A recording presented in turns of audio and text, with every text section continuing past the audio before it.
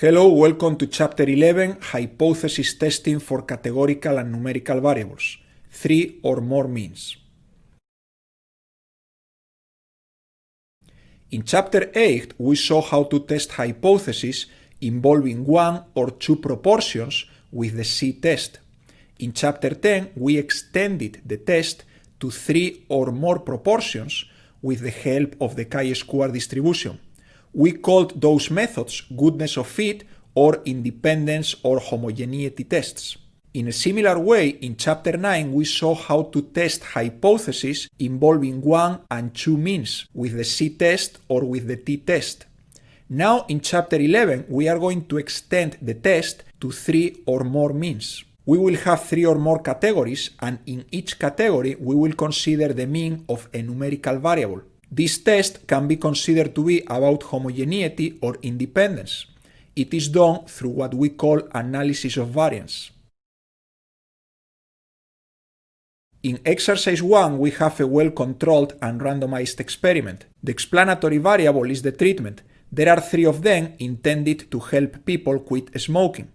The response variable is the number of hours that pass before the individual smokes the next cigarette after having initiated the treatment. We can measure the effectiveness of the treatment in hours. The more hours, the more effective the treatment is.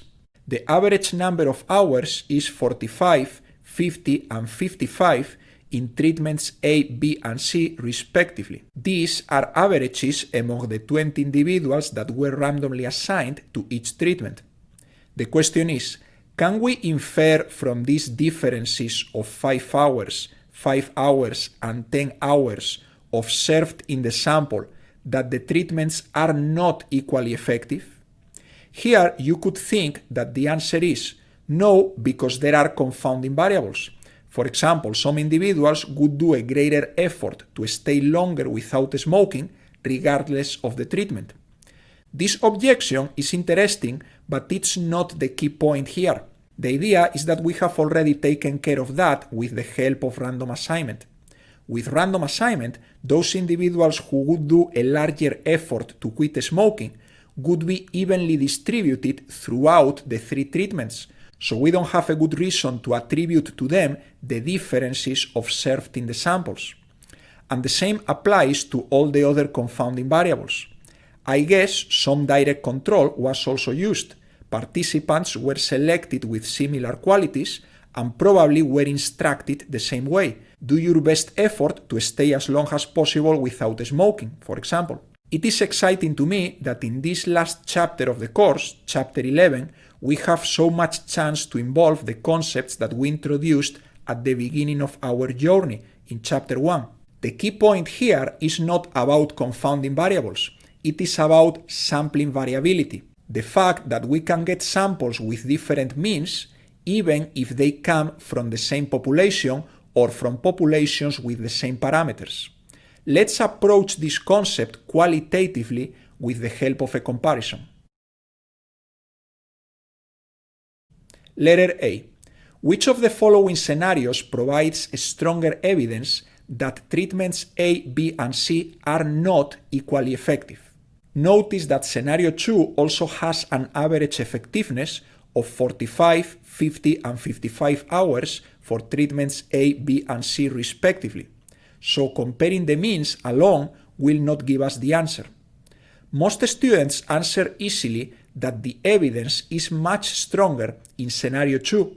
They usually compare the extreme values. Among patients that received treatment C, those who did the worst still did better than those who did the best after receiving treatment B. Also, the worst among treatment C is even better than the best among treatment A. Everybody receiving treatment A did worse than anybody receiving treatment B or C. This circumstance leaves little to no room for doubts. And this circumstance does not take place in scenario 1. Here, many patients in treatment A did better than many patients in treatment C, even when on average patients in treatment C did 10 hours better than those in treatment A. I like this answer by students. What I don't like is that the maxima and the minima don't reflect the whole distribution. Also, we want to explain it in terms of sampling variability. Let me give you this idea. In scenario 1, the variability or variation inside each sample, what we call the variation within the treatment, is much greater than in scenario 2. In particular, this sample from treatment C has so much variability that it is very believable that if we pick another sample from treatment C, this new sample could have an average of 50. Maybe we get a few more individuals here and we don't get these 3 outliers. This new sample is very plausible because it is very similar to the one that we currently have, because of the great variability inside our current sample. The same applies to treatment A. If we pick a second sample, we might very well see an average of 50. Maybe we don't see these 3 individuals here and we see a few more here.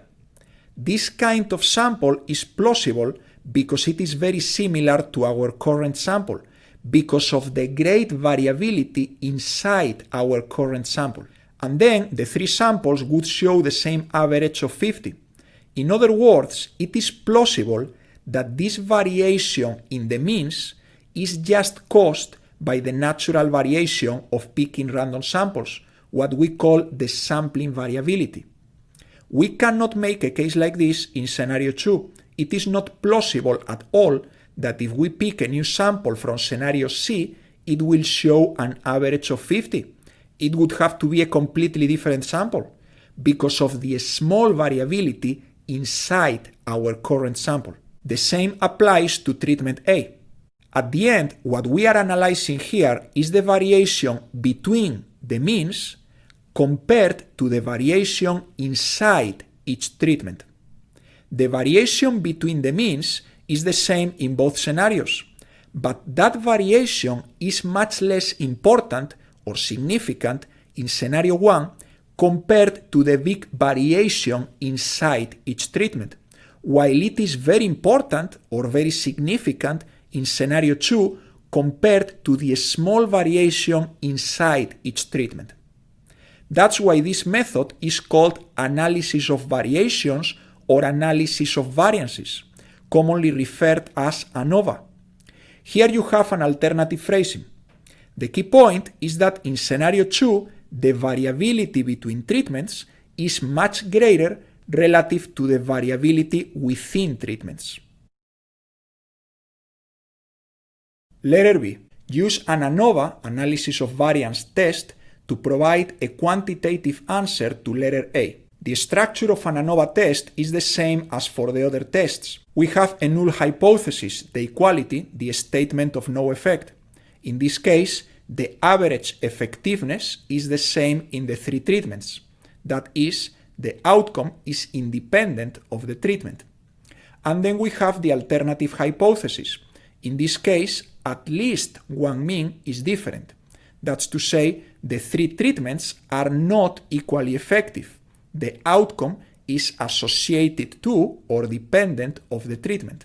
Then we have a statistic, and then we use a mathematical model to calculate the probability of getting a statistic as extreme as or more extreme than our observation if the null hypothesis is true. We call this the p-value, and with the p-value we measure the compatibility of the null hypothesis with our data.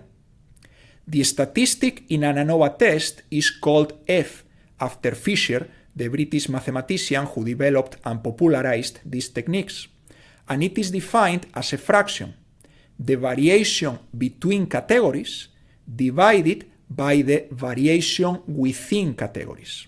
In my qualitative explanation before, I simplified this variation between categories as the variation between the means.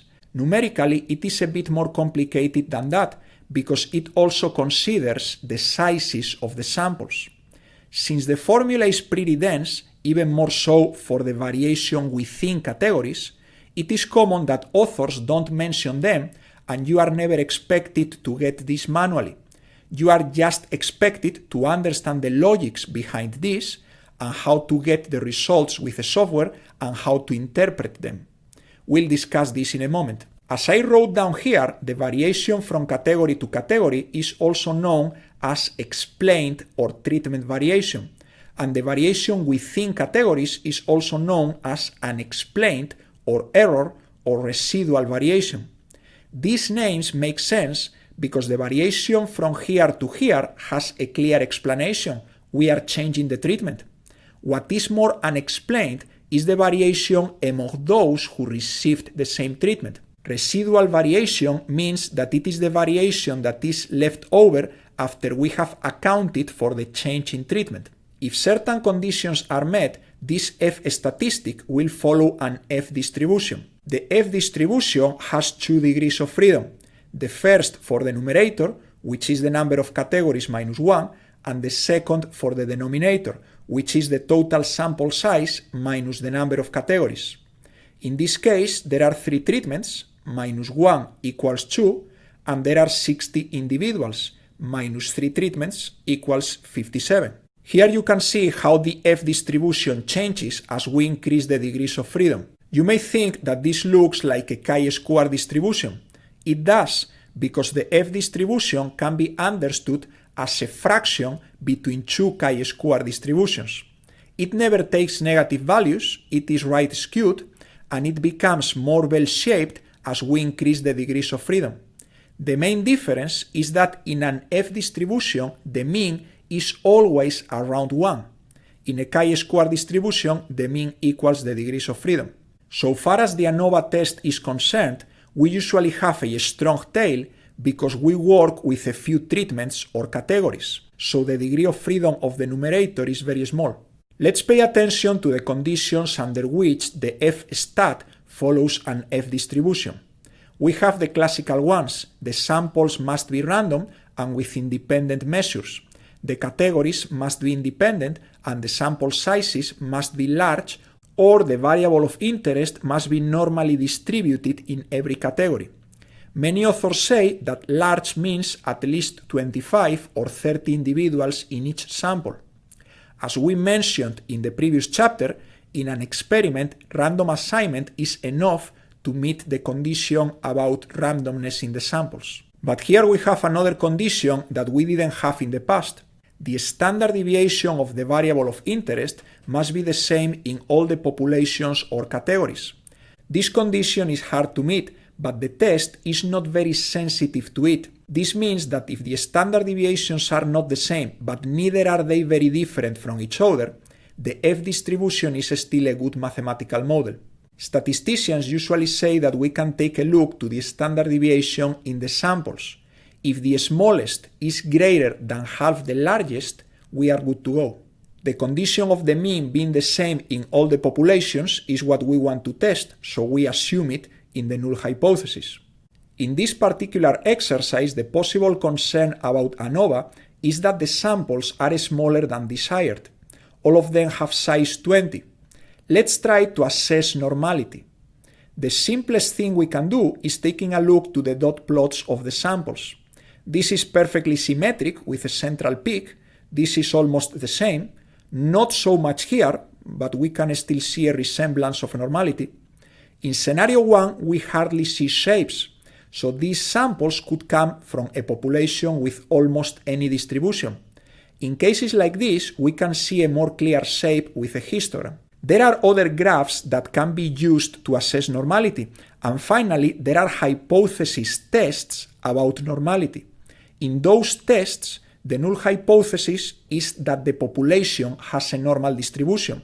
We get a statistic that measures the deviation from normality in the sample, and the p-value is the probability of getting so much deviation from normality or even more deviation from normality in a random sample if it is true that the distribution is normal in the population. I ran one of those normality tests, and in neither of the 6 samples did I get a p-value below 0.05. Therefore, I don't have strong evidence that the populations are not normal. On the other hand, the sample size, 20, is reasonably large.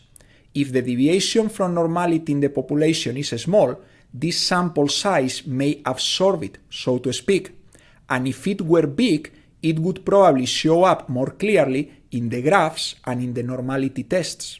The conclusion is that in this case we can be cool about normality and we can run the ANOVA.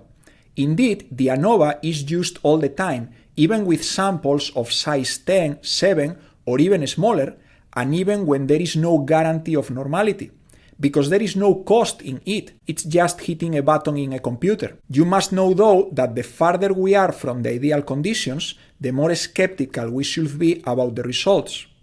Let's get it done with a computer. Most statistical softwares will be able to run an ANOVA test for you. They provide an ANOVA table and usually a table with basic summary statistics for the samples. The most important outcome is the p-value. It is the probability of getting an F statistic greater than or equal to the observed one. You see it here, 3.08. Remember that the F distribution always has an average around 1, so you can anticipate that this 3 is close to significance. This F stat is the result of dividing the variation between categories by the variation within categories. You see them both here under the name of MS, mean of the sums, mean of the sums of the square deviations. The sums of the square deviations are here. The formulas to get these numbers is what we don't study, but I can tell you that they have something to do with adding square deviations as we saw in the past. If we divide each sum of square deviations by its degrees of freedom, we get the mean. 1000 divided by 2 equals 500. This divided by this equals this. Here we see the totals in these two columns. Here we have the sizes of the different samples, their means, their standard deviations, and their standard errors. Remember that the standard error is the variation of the mean from sample to sample. This equals the standard deviation divided by the square root of the sample size. This standard error validates what I explained at the beginning of the lesson in my qualitative approach to ANOVA. In this particular sample from treatment A, we observed an average of 45 hours. If we pick another sample from treatment A, we might very well observe an average of 50 hours, because 50 is just two standard errors above 45. And here the same. In the next sample from treatment C, we could very well observe an average of 50, because 50 is less than two standard errors below 55. As I mentioned at the beginning, the same reasoning does not apply to scenario 2. In scenario 2, if you pick more samples from each treatment, their averages will never be the same. Look at here, the new averages would have to change more than 10 or even 20 standard errors. This doesn't happen. In scenario 2, these differences between means cannot be attributed to the sampling variability. And this impossibility is numerically reflected in the F stat. We were expecting around 1, we got 259. It's even funny. And it is also reflected in the p-value, which is virtually 0. A nice and simple conclusion would be scenario 1 provides moderate evidence that the three treatments are not equally effective. F equals 3.08, p-value equals 0.0536. Scenario 2 provides overwhelming evidence that the three treatments are not equally effective. F equals 259.09, p-value less than 0.0001. I wrote here a note saying all the conditions for the ANOVA test are met except the sample sizes, which are smaller than ideal. A normality test would be required.